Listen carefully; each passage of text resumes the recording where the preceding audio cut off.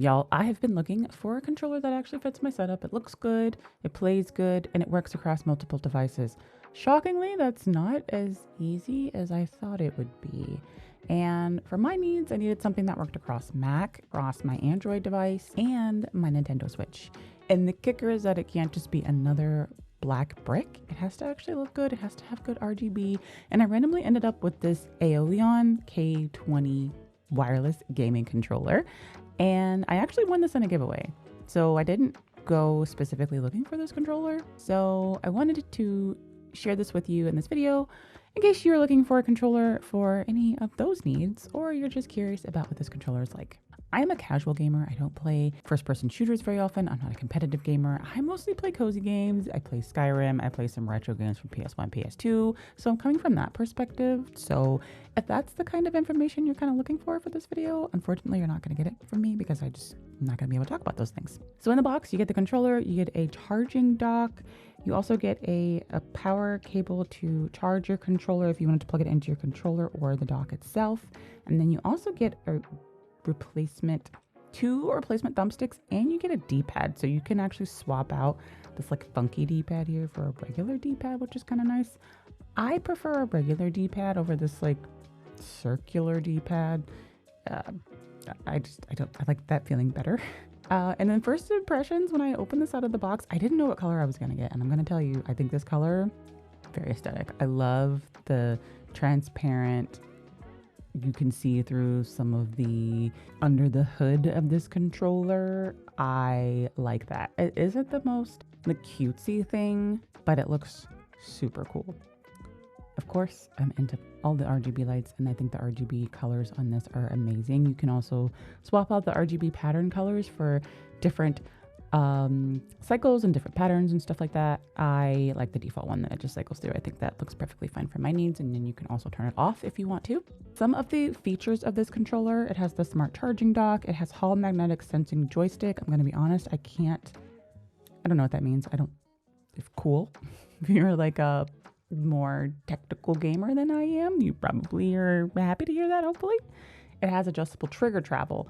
Now, I do test this out, and I will show you what this adjustable trigger travel means, but it's also not something that I really use. But if that's important to you, this controller has that. It has colorful RGB lighting effects. It also has a built-in 6-axis gyroscope, and it has the one-wake key for Nintendo Switch. So you can just press the button on the controller and it'll wake up your Nintendo Switch if it's on the dock and sleeping, which is great. That way you don't have to get up and you can be lazy like myself. So in terms of comfort, at first I was a little unsure. It's a little slippery, but then it also has this like texture a little bit. It's not as textured as I would like. I would like this to feel a little more like a TPU grip. That would be lovely. I'm not sure how other folks would feel about that, but that is my preferred texture. As far as the weight, I think it feels pretty good. It's not super light. It actually has a little bit of weight to it. It's not heavy, but it also doesn't feel like super cheap. You know how you get some controllers and they feel really, really cheap and light? It does not feel like that. I think the shape works for me for a longer gaming period. So if I wanted to play my Portal hooked up to my computer, I wanted to sit at my computer for hours on end, I think it would be very comfortable for that, to where I wouldn't need an additional like grip to go over this controller. As far as the buttons go, the D-pad buttons are the Xbox layout, and they're not like muted, but they're also not loud. What is a little loud though are the RBLB or L1R1. You can hear it. It's kind of it's a little loud, and then your triggers have different travel, and depending on the travel that you set on the triggers, they'll have a little bit more of a audio. There are 2 additional buttons at the bottom base of the controller, which are interesting. I don't see myself ever using these. And then it's got the 2 M2 M1 buttons on the back, which have a unique shape. They aren't pads like on other controllers. They're like flat pads. These are actually like pronounced and raised in metal, which actually makes it much easier to like tap into.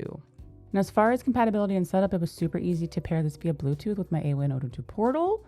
I just turned on the Bluetooth and it found it. It says gamepad. And then on my Mac OS, it says Xbox controller. So it does also have a USB dongle, which you could plug into any device. So if you wanted to pair this with, say, your Portal or your Thor or like a Steam Deck or something, if you put your device connected to a dock that supports USB ports, so like I have one from Ugreen, you could use the USB dongle in the dock to connect to your gaming handheld, so you could use the USB dongle that way. And then as you can see here, I'm playing this with Skyrim, which is the game that I've been sinking the most amount of time into lately.